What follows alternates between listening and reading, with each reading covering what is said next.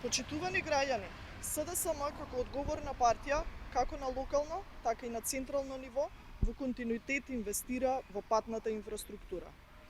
Екипите на град Скопје интензивно работат на реконструкција на улицата Македонско-Косовска бригада во општина Чаир, на потегот од крстосницата со булеварот Никола Карев, така наречена Пластичарска улица, до крстосницата со улицата Втора Македонска бригада.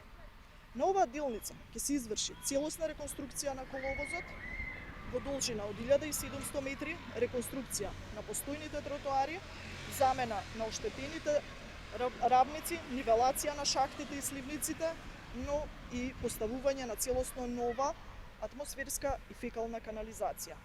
Оваа фаза всушност е изведба на едниот крак од идниот булевар Македонско-Косовска бригада.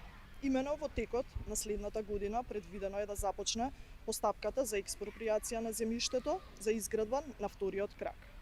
Со цел овој дел да се спои со булеварите Босна и Херцеговина и Словенија. Градската власт, предводена од СДСМ и градоначалникот Петре Шилегов, во континуитет продолжуваат да инвестираат во патната инфраструктура во Чаир.